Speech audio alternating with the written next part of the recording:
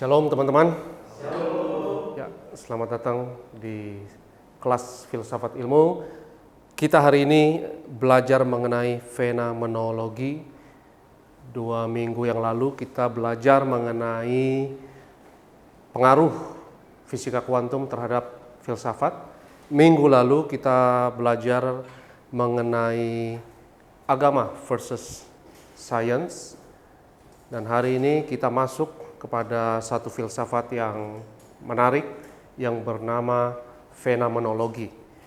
Tapi sebelum kita mau gali lebih lagi mengenai fenomenologi, saya mau mengingatkan recap mengenai pengaruh teori kuantum terhadap filsafat. Supaya kita lebih lagi menghargai kenapa sih kita butuh satu jenis filsafat yang unik, yang beda sendiri pendekatannya, yaitu fenomenologi. Minggu depan kita akan belajar mengenai filsafat eksistensialisme yang adalah turunan atau anak dari fenomenologi.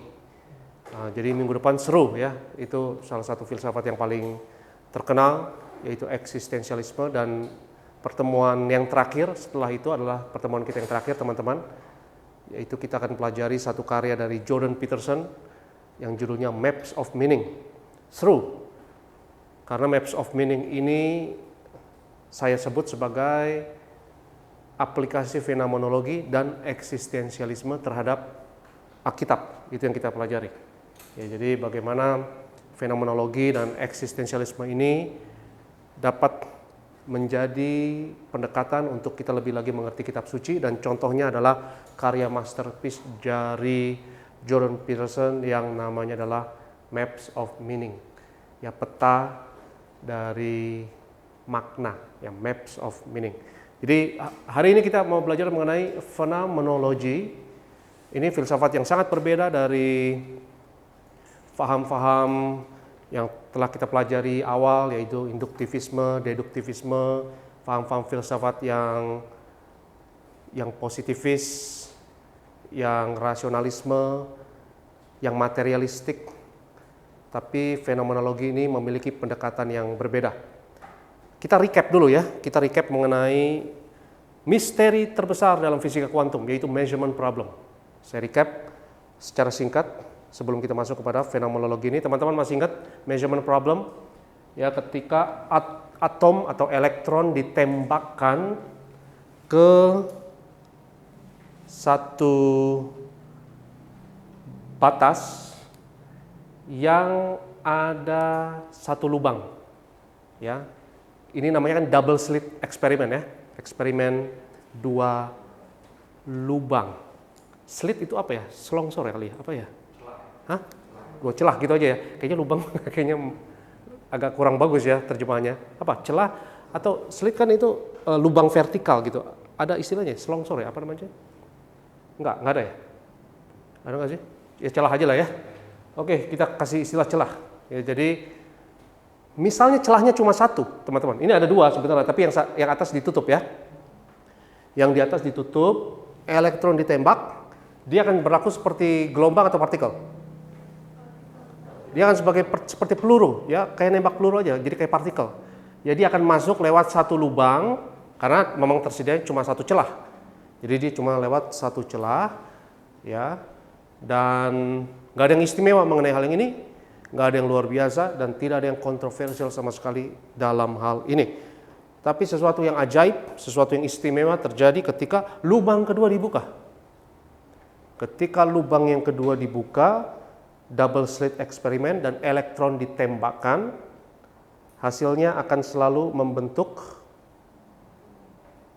ini katakanlah 2 lubang ini dibuka ya. Ini lubangnya tadi 1 ya. Ini sekarang 2, dua-duanya dibuka, dan elektron akan selalu bertingkah laku, berperilaku seperti gelombang atau partikel. Seperti gelombang, dan itu sesuatu yang misteri. Sepertinya seakan-akan elektron itu lewat kedua celah itu sekaligus, sama-sama lewat dalam 2 kemungkinan yang berbeda dan tumpang tindih, overlap satu sama lain dan membentuk pola interference, ya, yaitu pola gelombang.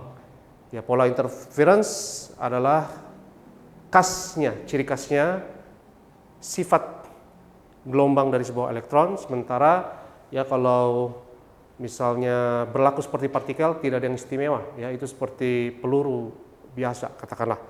Ya, dan saya ingatkan kembali kepada teman-teman mengenai pola interference ini. Ya.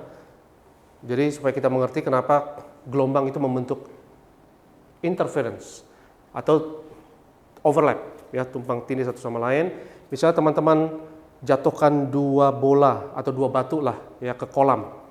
Dua-duanya akan membentuk gelombang ya, untuk riak gelombang ya, dan gelombang itu akan tabrakan. Ya. Ketika gelombang itu tabrakan, seperti saya sudah jelaskan sebelumnya ya, kalau gelombang itu kan ada puncak ya, dan ada puncaknya dan ada kita sebut lembahnya ya. Ada puncaknya ya, ada peak, ada trough dalam bahasa Inggrisnya, ada puncak, ada lembah dalam gelombang. Kalau puncak ketemu puncak, puncaknya tambah kuat ya. Kalau lembah lebih lemah, ya lembah ketemu lembah, ya lemah tambah lemah jadi lumayan lah gitu ya. Tapi kalau puncak ketemu lembah, saling membatalkan ya, jadi saling meniadakan, jadinya katakanlah nol. Ketika positif ketemu negatif jadinya nol. Ya itu misalnya teman-teman jatuhkan dua batu di kolam dan dua gelombang ini akan tabrakan, ya lembah ketemu lembah, puncak ketemu puncak, puncak ketemu lembah, saling meniadakan. Itulah yang membentuk pola interference. Pola interference seperti ini nih, kayak zebra ya, hitam putih, hitam putih, hitam putih ya. Ya hitam itu yang tidak ada jejaknya, itu ketika gelombang ketemu lembah, saling meniadakan ya. Itu ketika yang putih itu juga intensitasnya berbeda-beda. Di putih bagian tengahnya itu intensitas yang paling tinggi, yaitu ketika puncak ketemu puncak gitu ya.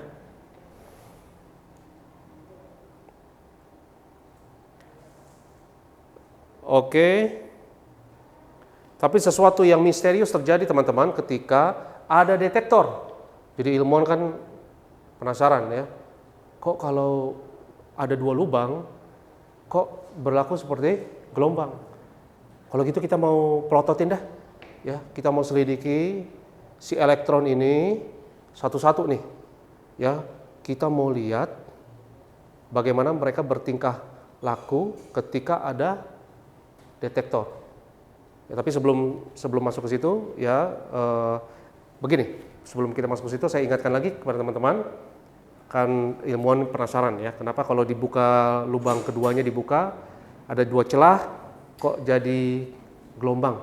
Kalau gitu kita tembaknya elektronnya satu-satu aja. Ya jadi ilmuwannya itu sabar ya, dia tembaknya satu-satu saja supaya memastikan bahwa elektron itu masuk seperti partikel ya. Satu-satu ya, nggak sekaligus ya, tapi satu-satu, tapi nunggu 1 jam akhirnya tetap membentuk gelombang. Jadi sepertinya semua partikel itu kompak ya, semua partikel itu kompak membentuk gelombang dan sepertinya mereka bisa saling berkomunikasi satu sama lain. Nah, jadi makanya ilmuwan pikir taruh detektor kalau gitu. Taruh detektor, kita lihat berperilakunya seperti apa, dipelototin. Dan ketika dipelototin, ada detektor satu-satu mereka masuk sebagai partikel dan mereka betul-betul berlaku seperti partikel. Ketika apa? Dipelototin. Ya, ketika ada detektor. Nah, seperti yang kita bahas 2 minggu yang lalu ya, ada ilmuwan Jim Alkili ya. Jim Alkili yang jelaskan di YouTube ya. Ketika detektor itu colok, listriknya dicabut, mereka berlaku seperti apa? Gelombang lagi, ya. Sepertinya mereka tahu ya. Sepertinya hal inilah yang membuat para ilmuwan berspekulasi teman-teman bahwa sepertinya ada komunikasi nih, ada dialog ya antara materi dengan kesadaran manusia. Ya, jadi kesadaran manusia sepertinya memiliki pengaruh terhadap materi. Dan ingat, teman-teman harus ingat, roh manusia, kesadaran manusia nggak pernah jadi bahas dalam diskusi ilmiah manapun. Betul nggak? Nggak ada. Itu kan ranahnya agama kan? Roh manusia, kesadaran manusia itu ranahnya agama, betul? Bukan ranahnya ilmu pengetahuan. Tapi fisika kuantum ini ilmu pengetahuan. Bro, ya nggak? Ini ilmu pengetahuan, ini bukan ranah agama. Tapi kok bisa akhirnya ditemukan suatu yang misterius dalam measurement problem ini. Masalah pengamatan atau observation problem, measurement atau masalah pengukuran. Ya, kenapa kok sepertinya ada dialog? Sepertinya materi itu merespon terhadap pengamatan manusia dalam double slit eksperimen ini. Ya, kenapa saya bahas kuantum fisik atau fisika kuantum ketika kita pelajari satu filsafat yang bernama phenomenology, ya. In this paper I provide some reasons supporting the claim that Heidegger's philosophy contains resources that allow one to better understand the measurement problem and to come closer to its solution, if not to solve it. Ini perkataan seorang ilmuwan kuantum bernama Francois Igor Paris. Ya. Moreover, in a sense, Heidegger's phenomenology, perhatikan, is the appropriate philosophy.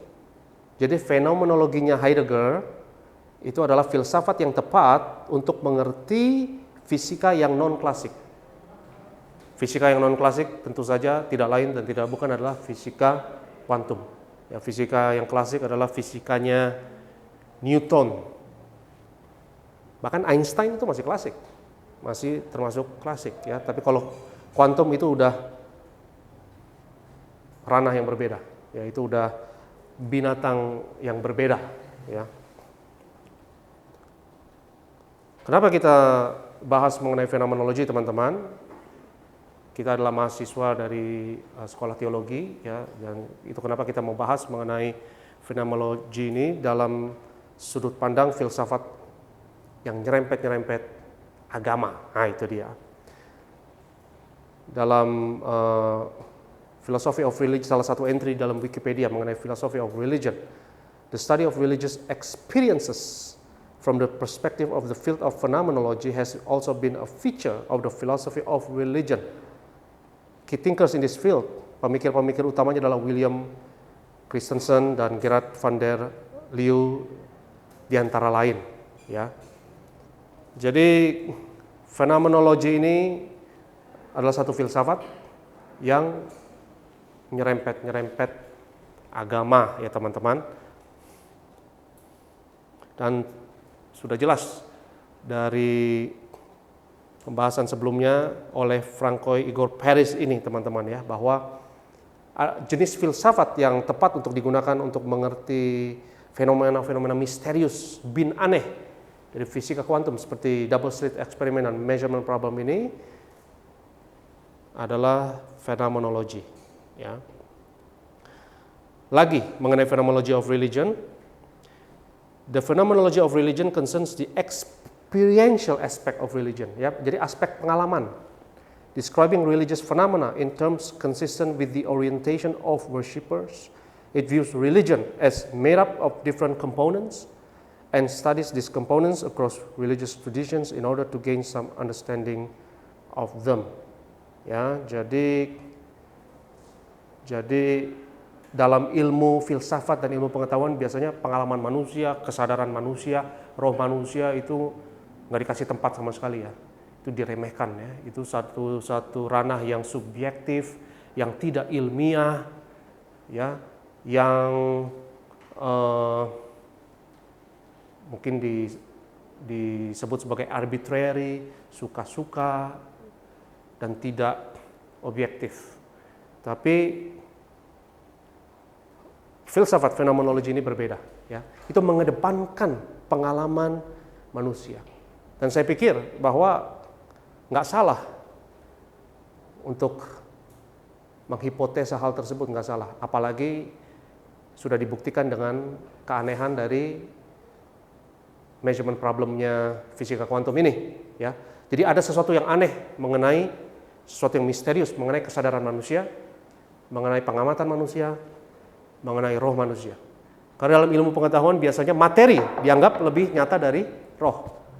Materi dianggap lebih nyata dari kesadaran.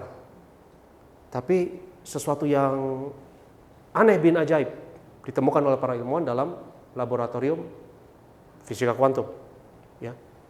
Kayaknya kita salah untuk menganggap materi lebih nyata dari kesadaran. Kayaknya kesadaran justru lebih dahsyat dari materi. Mungkin justru kesadaran yang nyiptain materi. Jangan-jangan begitu. Karena kalau nggak dipelototin, foton dan elektron jadi gelombang. Tapi kalau dipelototin dia jadi apa? Dia jadi materi. Ya, dia jadi partikel. Jadi apa yang membuat fungsi gelombang itu jatuh? Istilah matematikanya begitu. Ya, apa yang membuat gelombang yang abstrak dan aneh tersebut menjadi sesuatu yang nyata dalam ruang dan waktu alias partikel? Pengamatan manusia. Ya, kesadaran manusia. Ketika ada kesadaran manusia yang interaksi terhadap potensi dari materi. Jadi gelombang ditafsirkan sebagai satu kemungkinan potensi dari materi tersebut. Ya, gelombang itu dianggap sebagai sesuatu yang nggak nyata, tapi potensial, seperti medan potensial. Ya, itu benar-benar jadi kenyataan, jadi partikel ketika ada mata yang melototin, ketika ada kesadaran yang mengamati. Oke, why phenomenology? Lagi-lagi dari phenomenology of religion. The phenomenological approach to religion developed in van der Leeuw's phenomenology, the religion, follows Christensen in many respects while also appropriating, perhatikan, the phenomenology of Martin Heidegger and the hermeneutics of Willem Dilthey. Dan hari ini kita bahas fenomenologi terutama dari karya dua orang. Yang pertama adalah Edmund Husserl yang dianggap sebagai bapak dari fenomenologi, yang dilanjutkan oleh muridnya yang bernama Martin Heidegger. Ya, ini yang kita mau bahas hari ini. Definisi dari fenomenologi, ya teman-teman boleh catat, tapi boleh juga nggak usah, atau amati aja, karena saya juga bagikan ini nanti ya. Saya akan bagikan PowerPoint ini aja ke teman-teman sekalian. Jadi ingat, fenomenologi ini definisi yang saya suka, banyak definisinya, tentu dari berbagai sumber, dari berbagai buku, textbook, tapi ini dari Brown University, brown.edu. Phenomenology is a philosophy of experience. Filsafat dari pengalaman. Ya. Karena pengalaman mana dapat tempat ya dulu di ilmu pengetahuan ya. Pengalaman manusia ngapain diteliti juga, ya nggak? Pengalaman manusia, ya manusia bisa sedih, bisa senang, bodoh amat ya kan? Emangnya bisa diterapkan ke teknologi? Ya kan enggak juga kan? Nah, jadi sebelum ada fenomenologi ini sepertinya ilmu pengetahuan sains itu hanya menganggap yang nyata itu materi dan hanya mementingkan dunia eksternal. Tapi dunia internal bodoh amat. Dunia internal diabaikan. Dunia internal kan ranahnya agama kan? Tapi sekarang dengan ada filsafat fenomenologi, ya dunia internal menjadi pertimbangan yang serius. Terutama ya Husserl ini yang pertama kali menekankan bahwa dunia internal tidak boleh diabaikan, dan kalau diabaikan kita rugi besar. Phenomenology is a philosophy of experience. For phenomenology, the ultimate source of all meaning and value is the lived experience of human beings. Ya, pengalaman manusia yang dijalani atau dihidupi itu yang penting. Mana yang lebih nyata teman-teman? Aqua ini atau orang yang mengamati aqua ini? Mana yang lebih nyata? Mana yang lebih nyata? Yang diamati atau yang mengamati? Sebenarnya kalau dipikir-pikir yang mengamati lebih nyata dong. Karena kalau nggak ada yang mengamati, apa yang diamati? Ya nggak? Kalau nggak ada yang mengamati, ya kan? Tapi ilmu pengetahuan mementingkan yang diamati dari dulu, betul? Lu belajar fisika, kimia, ya, belajar IPA, yang ditekankan kan yang diamati kan, dunia eksternal yang ditekankan, tapi dunia internal, kesadaran manusia, roh manusia itu dianggap sesuatu yang nggak layak untuk diselidiki. All philosophical systems, scientific theories, or aesthetic judgments have the status of abstractions from the ebb and flow of the lived world. Hidup yang dijalani itu lebih penting daripada dunia eksternal. The task of the philosopher, according to phenomenology, is to describe the structures of experience. Jadi fenomenologi mau menjelaskan struktur pengalaman, in particular consciousness, terutama kesadaran, the imagination, relations with other persons, and the situatedness of the human subject in society and history.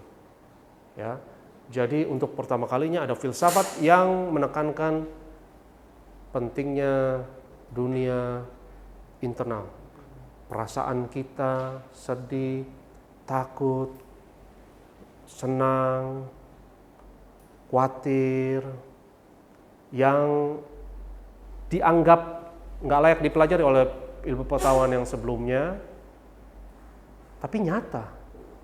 Ketakutan dan kesedihan nyata nggak sih? Kebahagiaan itu nyata kan? Tapi nggak bisa dikuantifikasikan kan? Nggak bisa diukur, ya itu hal-hal yang kualitatif, yang berada dalam ranah internal anak manusia.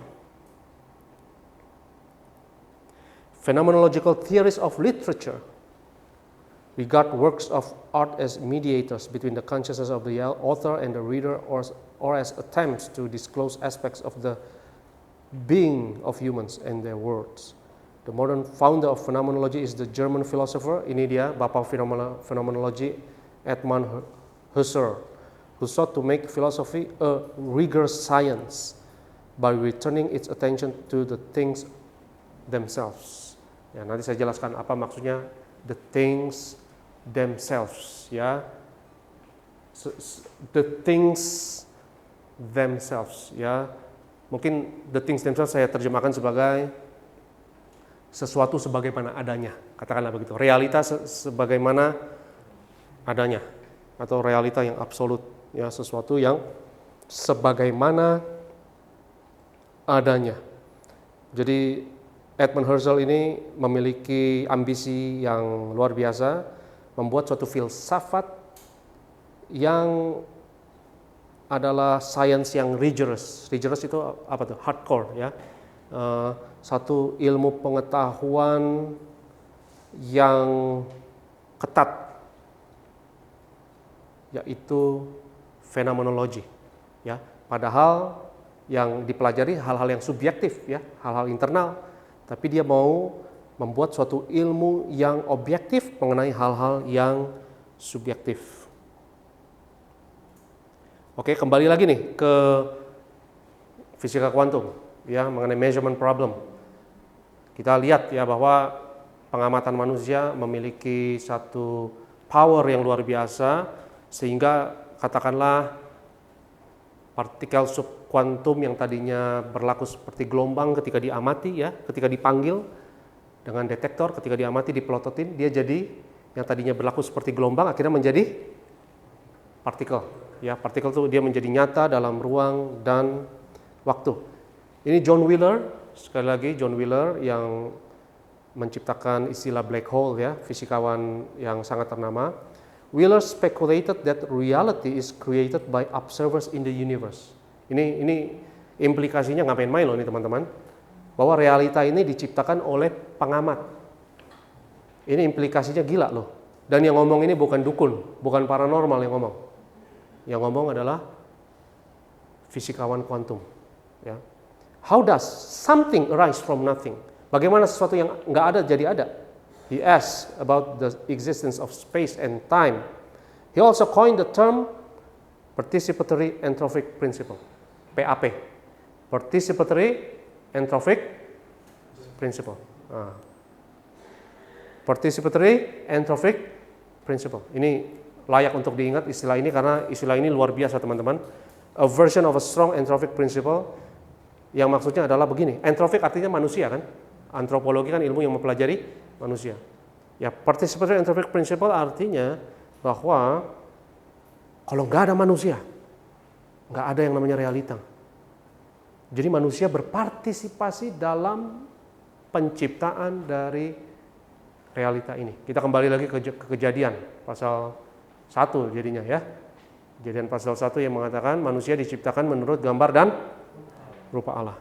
Ya, jadi Tuhan ciptakan bumi ini, langit dan bumi dari sesuatu yang tidak ada menjadi ada, dan manusia diciptakan menurut gambar dan rupa Allah. Dan jadi apa yang John Wheeler katakan ini sepertinya memiliki relasi dengan ayat dalam firman Tuhan tersebut di Kejadian pasal 1, yaitu pasal penciptaan.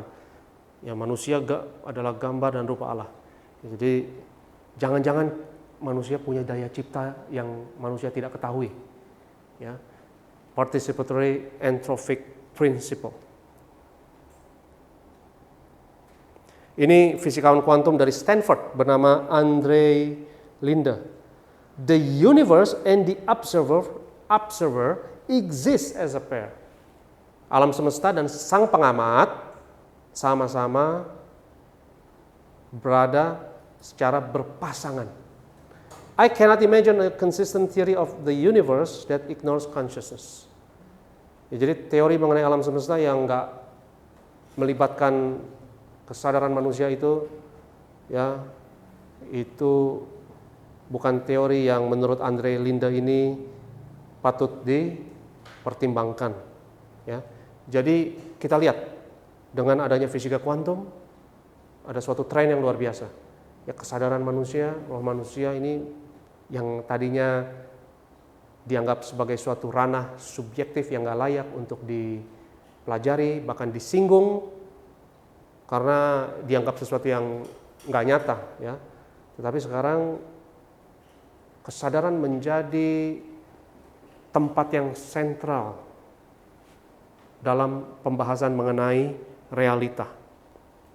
Andre Linde lagi nih ngomong, ini fisikawan terkenal ya dari Stanford University, profesor. In the absence of observers, our universe is dead. Wah, ini luar biasa yang dia ngomong nih. Kalau nggak ada pengamat, nggak ada alam semesta. Jadi pertanyaan besarnya teman-teman adalah, kalau di dunia ini katakanlah nggak ada manusia sama sekali, katakanlah, dunia masih ada nggak sih kira-kira? Nah gitu kan, di dunia ada nggak yang nyata kalau nggak ada yang mengamati? Itu jadi pertanyaan besarnya sekarang. Ini luar biasa pertanyaan, nggak disangka kan bahwa yang nanya itu bukan dukun, bukan paranormal. Yang nanya ini adalah ilmuwan-ilmuwan, pemenang hadiah Nobel, ilmuwan-ilmuwan yang paling jenius. Ya, jadi katakanlah kalau ada film di bioskop yang diputar di 21 atau dimanapun, ya diputar, tapi nggak ada yang nonton, itu filmnya masih ada nggak? Ya, nggak ada pengamat. Ya. Jadi apakah alam semesta ini masih ada kalau tidak ada pengamat? Pertanyaan besarnya. Oke, masuk ke jeroannya sekarang. Ya, itu hanya pengantar saja tadi semua, ya.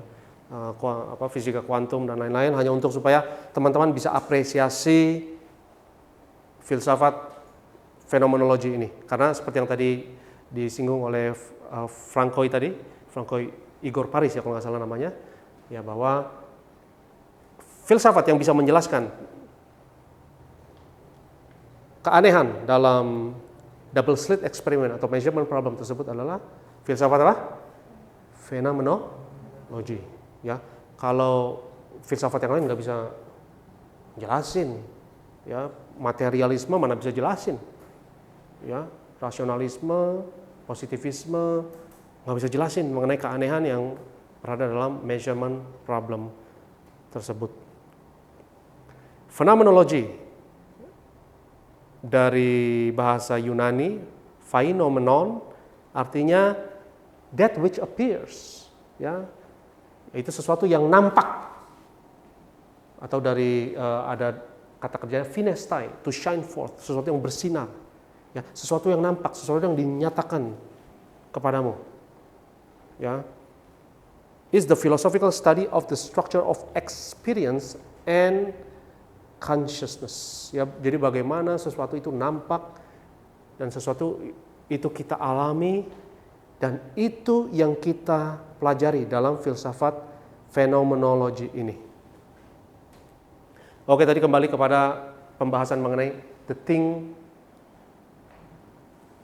thing themselves, ya, sesuatu sebagaimana adanya. Itu adalah istilah yang diutarakan pertama kali oleh filsuf terkenal Immanuel Kant, ya. Jadi ada yang namanya noumenal realm, yaitu thing in itself. Thing in itself. Ya. Noumenal, ya. Noumenal versus phenomenal, ya. Phenomenal. Jadi noumenal ini the thing in itself, sesuatu sebagaimana adanya, sementara fenomena adalah sesuatu sebagaimana kelihatan di mata kita atau nampak di depan kita. Ya. Dan the thing themselves ini adalah sesuatu, katakanlah, realita dalam keberadaannya yang absolut, ya, sesuatu sebagaimana adanya. Sementara fenomenal adalah sesuatu sebagaimana yang kelihatan, katakanlah, di mata kita, ya, atau di indera kita, ya, baik itu kita lihat, kita dengar, kita kecap, ya, dan lain sebagainya. Tapi noumenal adalah the thing in itself, realitas sebagaimana adanya. Ya, menurut salah satu teori fisika yang ternama, namanya string theory, atau teori dawai, atau teori senar. String itu kan senar, ya, yang menghipotesakan bahwa realita, teman-teman, itu sepertinya lebih dari, kita hanya dapat melihat 4 dimensi, ya. Kita hanya bisa lihat panjang, lebar, tinggi, dan waktu. Itu saja yang kita bisa inderai. Ya, kita hanya bisa lihat, misalnya aqua ini, meja ini, dan teman-teman sekalian, ruangan ini, semua kita hanya dapat melihat berapa dah? 4 dimensi, betul? Panjang, lebar, tinggi, dan dimensi keempat adalah waktu. Ya, tapi string theory mengatakan sebenarnya realita itu ada 10 dimensi loh, bahkan bisa 15 dimensi, 10 sampai 15 dimensi. Ya, jadi kayak gimana sebenarnya realita sebagaimana adanya, kita nggak tahu. Ya, jadi the thing themselves ini tidak terakses oleh pengetahuan manusia. Kita nggak tahu sesuatu sebagaimana adanya. Ya, pengetahuan absolut itu tidak terjangkau oleh kita. Kita hanya dapat bisa menjangkau sekian dimensi. Kita hanya bisa melihat apa yang nampak, fenomenal. Ya, tapi noumenal ini sendiri adalah sesuatu yang kita tidak punya akses kepadanya. Inilah kebenaran yang, atau realita yang absolut. Nah, coba lihat, kita lihat nih 1 Korintus 13 ayat 9. Sebab pengetahuan kita tidak lengkap dan nubuat kita tidak sempurna. Ya, jadi pengetahuan kita cacat, ya, pengetahuan kita tidak lengkap. Kita nggak bisa mengakses realita yang absolut. Ya. Realita yang absolut ini mengingatkan kita terhadap konsep kuno Yahudi yang berada dalam perjanjian lama, yaitu Yahweh, ya, Tuhan yang menyatakan dirinya sebagai realita yang absolut. Yahweh, aku adalah aku, ya. Ayat yang ke-12, 1 Korintus 13 ayat 12, karena sekarang kita melihat dalam cermin suatu gambaran yang samar-samar. Tetapi nanti kita akan melihat muka dengan muka. Sekarang aku hanya mengenal dengan tidak sempurna, tetapi nanti aku sendiri mengenal dengan sempurna seperti aku sendiri dikenal.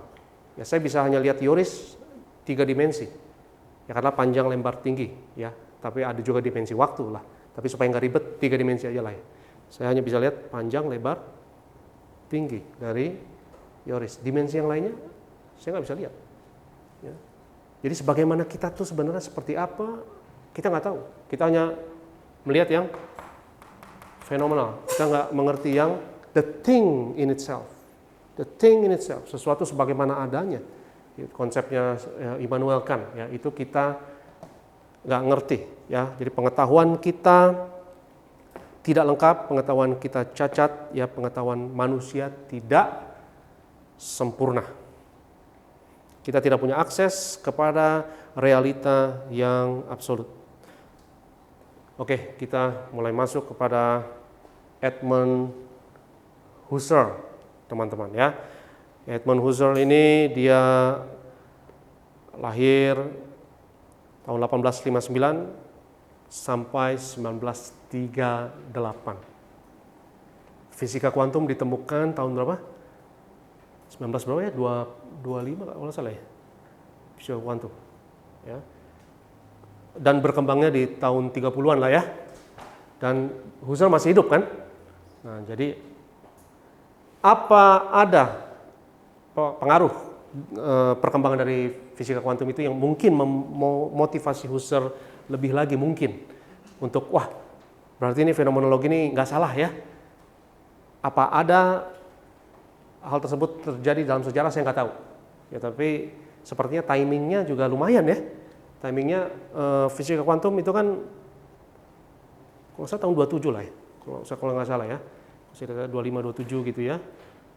Lalu berpesatnya itu tahun 30-an, dan Husserl masih hidup sampai akhir dari dekade tahun 30-an. Edmund Husserl ini orang Yahudi, teman-teman, ya, orang Yahudi. Dia memimpin dalam suatu universitas di Jerman, saya lupa nama universitasnya apa, tapi tahun 33 kalau saya tidak salah dia dipecat oleh Nazi, ya, karena Nazi Hitler berkuasa saat itu, dan Husserl ini dipecat dan digantikan oleh muridnya. Muridnya siapa namanya tadi? Heidegger. Ya, Heidegger ini orang Jerman yang akhirnya menggantikan Husserl, dan muridnya ini setelah menggantikan Husserl, ya, dia, ya, seperti mengkucilkan mantan gurunya ini, ya, karena nggak bisa temenan, ya, karena Husserl ini adalah orang Yahudi, ya. Dia bisa dikatakan sebagai bapa dari filsafat yang kita pelajari hari ini, yaitu filsafat fenomenologi. Dan ini adalah satu buku di mana pemikiran dia yang paling utama kita bisa akses, ya. Bukunya berjudul The Crisis of European Sciences and Transcendental Phenomenology. Jadi dari judulnya aja sudah jelas, ya, teman-teman, ya.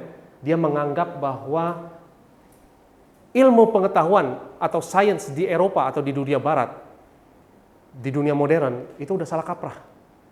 Karena mementingkan dunia eksternal, mementingkan materi lebih dari pengalaman sang pengamat atau sang manusia yang menganalisa dan yang mengamati itu sendiri. Ya, kita selalu mementingkan yang diamati, tapi yang mengamati kita cuekin, ya. Padahal mungkin yang lebih nyata yang mengamati. Dan sepertinya keanehan dalam double slit eksperimen, eksperimen dua celah, itu mengindikasikan kayaknya pengamat lebih nyata loh dari yang diamati, ya. Karena semua realita ini, semua materi kan terdiri dari atom-atom, betul nggak? Ya, seperti meja ini kan terdiri dari atom. Ya, kalau semua materi bisa direduksi menjadi semuanya atom, elektron, ya, tubuh kita semuanya terdiri dari atom dan elektron, dan sepertinya dalam skala yang super mikro tersebut, dalam skala kuantum, dalam skala atom, dalam skala subatomik atau skala kuantum, ya, sepertinya kelihatan bahwa kesadaran manusia itu jangan-jangan lebih nyata dari materi. Bahkan yang membuat materi itu nyata adalah kesadaran sang pengamat. Tapi hal itu nggak kelihatan di skala makro, nggak kelihatan, betul nggak? Di skala makro kelihatan nggak? Saya lagi ngobrol sama ini meja kan, nggak ada komunikasi kan komunikasi apaan? Mau saya lihat, mau saya cuekin, dia tetap ada. Tapi kenapa dalam skala mikro sepertinya atom-atom dan partikel subatomik dalam meja ini hanya nyata kalau ada yang melototin, kalau ada yang mengamati, ya. Jadi itu misteri yang sampai sekarang belum terpecahkan. Dan dari judulnya buku Edmund Husserl ini udah jelas ya teman-teman, bahwa dia menganggap bahwa ilmu pengetahuan dan filsafat itu salah kaprah sejak zamannya kemajuan ilmu pengetahuan, zaman Renaissance, zaman Enlightenment, zaman modern science, ya, itu udah salah kaprah. Dan Edmund Husserl ini kayak mau ngebetulin rute dari filsafat dan rute dari ilmu pengetahuan ke jalan yang benar, kira-kira seperti itu. Ya, jadi jangan kacangin pengalaman manusia. Karena pengalaman manusia itu kan walaupun sesuatu yang subjektif, nggak susah untuk dijelaskan dan tidak objektif, ya, itu kan bukan berarti tidak nyata. Itu bukan berarti tidak layak untuk dianalisa dan diselidiki. Ya, jadi Husserl ini pada intinya teman-teman mau membuat suatu filsafat sebagai sains yang kaku, ya, sains yang hardcore nih, sains yang nyata, dan dia sangat ambisius dalam hal ini. Jadi fenomenologi bagi Husserl ini adalah sebuah metodologi, a methodology to find internal essences in human psyche atau human experience. Essences itu apa sih? Intisari, ya. Intisari dari psikis manusia atau dari pengalaman manusia. Dan dia mau membuat metodologinya, mau membuat prosedur ilmiahnya untuk mencari hal-hal yang esensi dan universal dalam pengalaman manusia, ya. Dan bagaimana dia mencari esensi ini?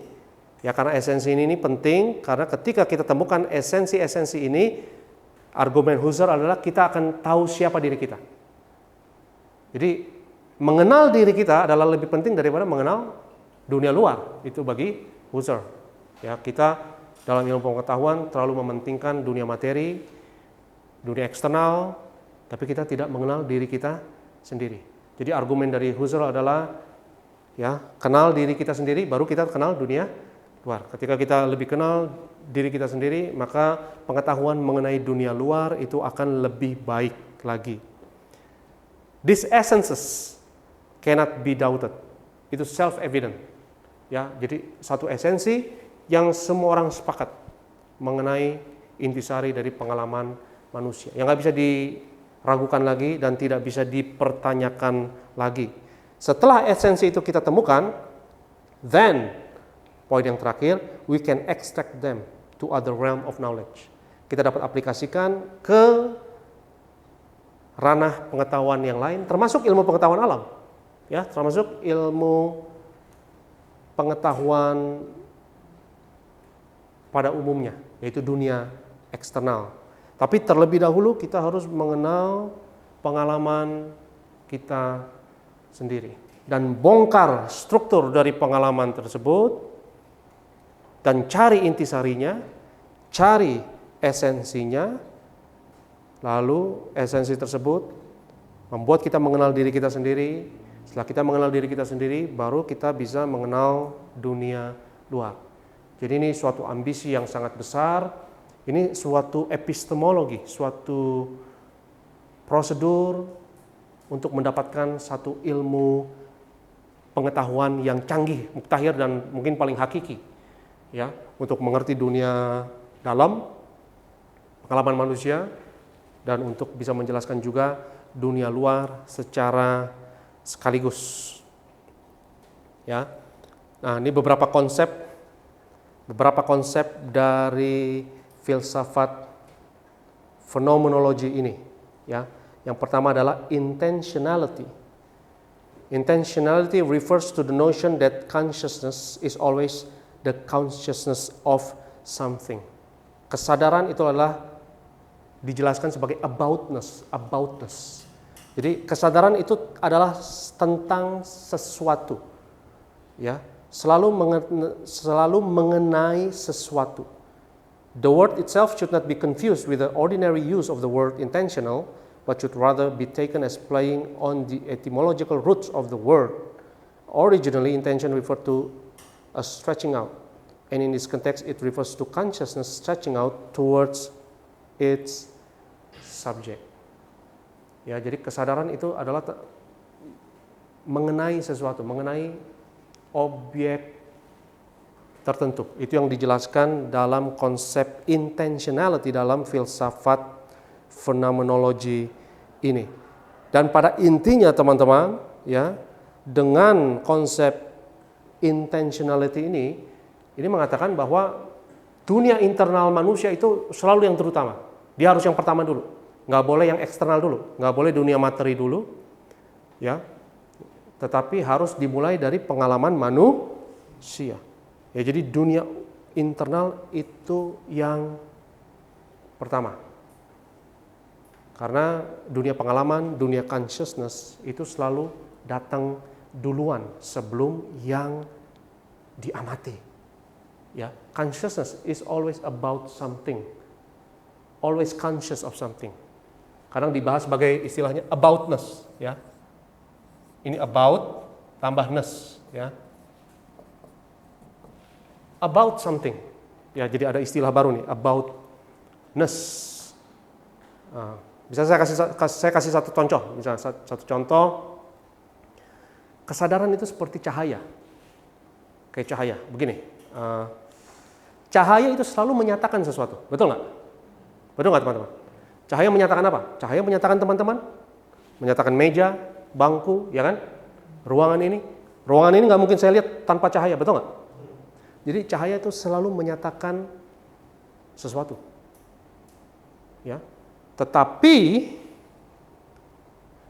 cahaya tersebut bukan sesuatu yang dinyatakan, benar nggak?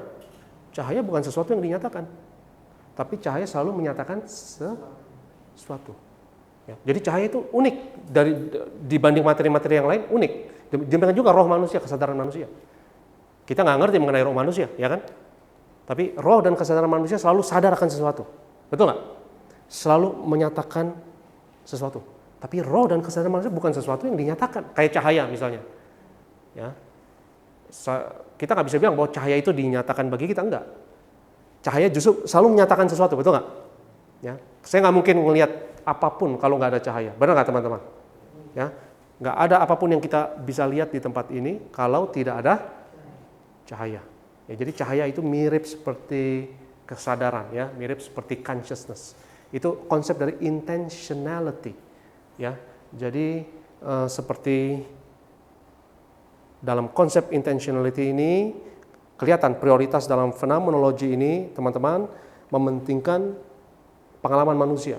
Kesadaran manusia datang pertama, ya, sebelum apapun yang disadari tersebut, ya, intentionality. Konsep berikutnya adalah intuition. Ini konsep yang intuisi, ya, dalam bahasa Indonesia intuisi, ya, ada kan? Ada intuisi, ya. Intuition refers to cases where the intentional object is directly present to the intentionality at play. If the intention is filled by the direct apprehension of the object, you have an intuited object. Having a cup of coffee in front of you, for instance, seeing it, feeling it, or even imagining it, these are all filled intentions, and the object is then intuited. Objeknya itu diintuisikan. Mungkin kalau bisa diterjemahkan secara tidak sempurna dalam bahasa Indonesia, ya. Jadi kesadaran pengalaman manusia itu selalu mengintuisikan sesuatu, ya. Dan intuisi ini adalah sesuatu yang sangat subjektif, teman-teman, ya. Sesuatu yang hanya dirasakan oleh pengalaman manusia itu sendiri. Yang sayangnya, ya, itu susah untuk dikomunikasikan secara objektif karena hanya dirasakan oleh yang memiliki pengalaman tersebut atau yang merasakannya, ya. Jadi ada beberapa hal dalam hidup ini, teman-teman, yang hanya dapat diintuisikan secara subjektif, ya. Ya, misalnya saya tanya teman-teman sekarang, misalnya teman-teman bisa jawab nggak? Saya tanya pertanyaan, misalnya saya tanya, tembok ini warna apa? Warna apa? Ada yang abu-abu, ada yang putih. Ya. Kalau bangku ini, warna apa? Bangku ini. Ini warna bangku yang ini. Ya. Ini objektif kan? Kita semua sepakat ya. Dan kita semua bisa lihat ini dunia eksternal. Jadi kita bisa komunikasikan. Ya. Sekarang saya mau tanya teman-teman. Saya lagi sakit kepala nggak sekarang? Bisa jawab nggak? Saya sekarang lagi sakit kepala nggak nih sekarang ini? Ya, teman-teman nggak tahu kan? Cuma saya yang tahu doang kan? Hanya saya yang tahu saya ada sakit kepala atau tidak. Ya. Misalnya saya bilang saya sakit kepala, kira-kira teman-teman ada yang mau berusaha menyanggahnya? Oh enggak sakit kepala. Dan apa yang bisa membuktikan misalnya saya sakit kepala? Apa ada rumus matematikanya? Ya. Atau mungkin bisa dibawa ke laboratorium dan lain sebagainya ya. Tapi yang benar-benar bisa mengintuisikan saya sakit kepala atau tidak, cuma saya sendiri. Betul nggak? Karena itu adalah pengalaman saya.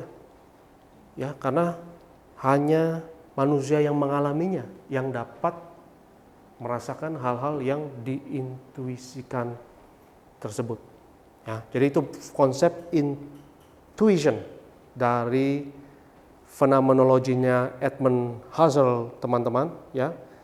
Dan konsep ini penting ya karena dalam pengalaman manusia itu bisa dicari esensi dari pengalaman tersebut. Karena tujuan Husserl kan mencari esensi kan? Ya, jadi hal-hal yang tidak penting itu direduksi dan dicari esensinya dan dicari intisarinya sampai akhirnya dapatlah pengetahuan yang muktahir, yaitu struktur kesadaran manusia, struktur pengalaman manusia, supaya manusia dapat kenal dirinya sendiri. Dan dari pengetahuan mengenai pengenalan akan struktur pengalaman tersebut, baru lanjut kepada dunia eksternal yang dialami atau yang diamati tersebut. Ya, kalau ilmu pengetahuan sebelumnya ya kan selalu menekankan dunia materi dulu ya. Udah, pokoknya materi aja yang penting, yang objektif aja yang penting. Apa yang lu rasakan, apa yang lu alami, bodoh amat ya. Karena pengalaman manusia itu nggak akan menjadi diskusi dalam ilmu pengetahuan. Ya, tetapi fenomenologi ini lagi-lagi adalah filsafat yang berbeda. Dan ada satu istilah lagi teman-teman, yaitu life world. The life world is the world each one of us lives in. What one could call it the background or horizon of all experience. And it is that on which each object stands out as itself, and with the meaning it can only hold for us. The life world is both personal and intersubjective. It is then called a home world, and as such it does not enclose each one of us in a solipsism. Ya, jadi life world. Ya, jadi kita hidup dalam satu background dan dalam suatu horizon pengalaman yang membatasi kita. Ya, kita hidup dalam dunia fenomenal ini, teman-teman. Ya, kita nggak mengerti yang noumenal ini. the thing in itself. Ya, jadi the thing in itself itu suatu realita absolut, itu seperti dalam filsafatnya Kant itu suatu istilah yang sangat sakral, gitu ya. Suatu yang absolut itu nggak terdeteksi dan tidak terakses oleh panca indera kita. Kita hanya bisa melihat yang kita rasakan, yang nampak bagi kita. Dan apa yang nampak bagi kita itu yang kita selidiki, dan filsafat dari pengalaman inilah teman-teman yang tidak lain dan tidak bukan, filsafat dari pengalaman ini adalah fenomenologi.